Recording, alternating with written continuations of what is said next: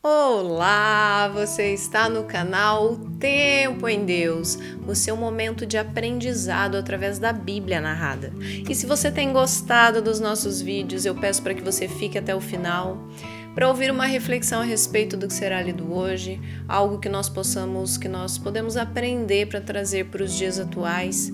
A Bíblia, ela nunca vai estar atrasada, nunca vai estar retrógrada, ela não muda, né?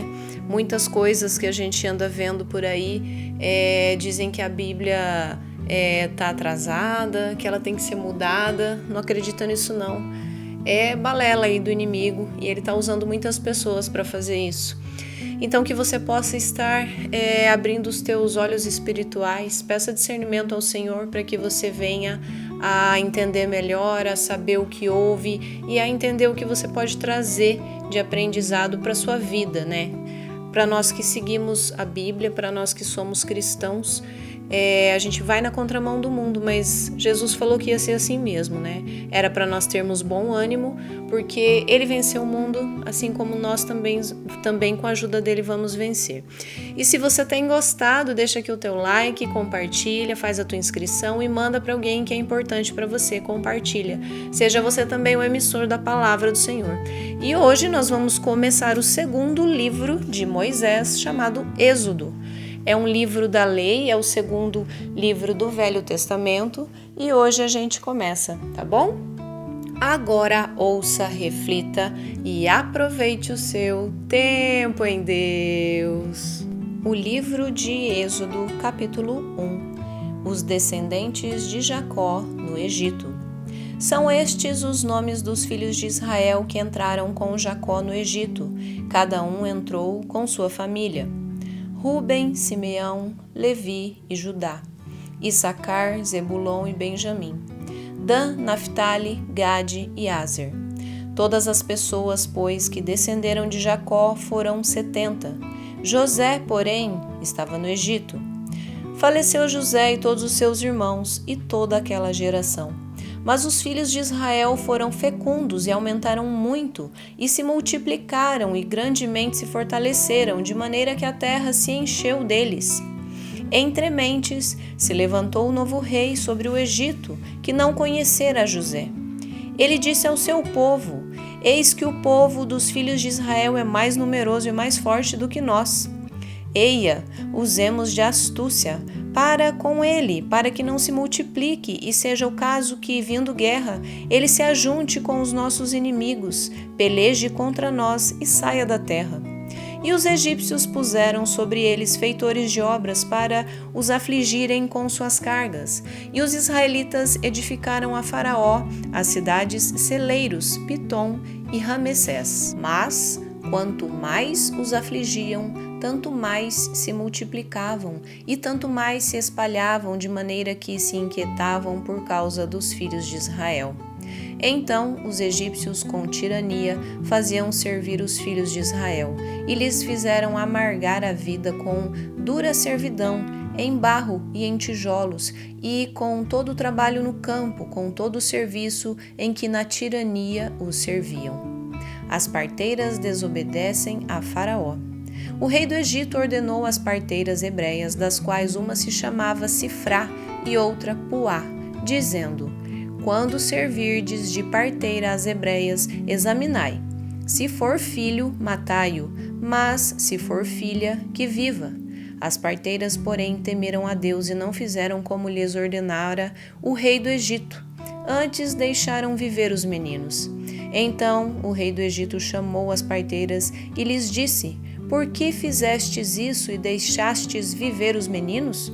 Responderam as parteiras a Faraó: É que as mulheres hebreias não são como as egípcias, são vigorosas e antes que lhes chegue a parteira, já deram à luz os seus filhos.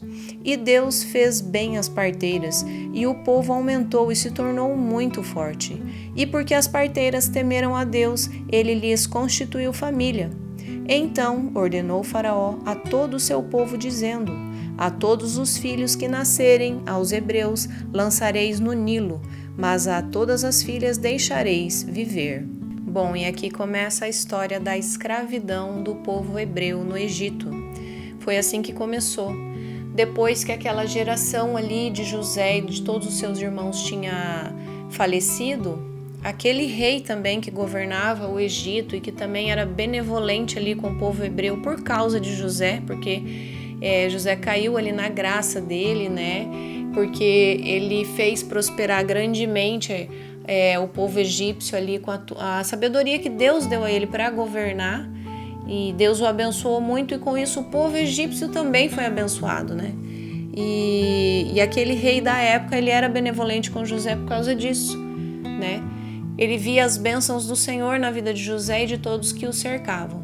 Mas depois que essa geração partiu, aquele rei também morreu e vieram outros, e eles não tinham aquele conhecimento da história de José, e eles não eram mais benevolentes com o povo hebreu. Por quê? Porque eles se sentiram ameaçados, né? Aquele rei da época, ele se sentiu ameaçado e ele queria dar um jeito de frear aquele crescimento ali do povo hebreu. Então ele precisava fazer com que aquele povo fosse submisso ao povo dele, né? Afinal, a terra ali era dos egípcios. E o povo hebreu estava ali naquela terra já fazia um tempo, e eles também se beneficiavam daquelas coisas ali, mas o povo egípcio se sentiu ameaçado, então foi onde fizeram de escravos ali o povo hebreu. E foi aí que começou os 400 anos de escravidão, né? Aqui nessa parte, aqui no comecinho de Êxodo. E aí aquele rei, ele dá uma ordem às parteiras para que todas as hebreias que dessem à luz, elas fossem fazer o parto, e se fosse menino, ele queria que matasse, e se fosse menina era para deixar viva. E óbvio que as parteiras ali temiam a Deus, eram servas do Senhor Altíssimo, e elas não obedeceram, né?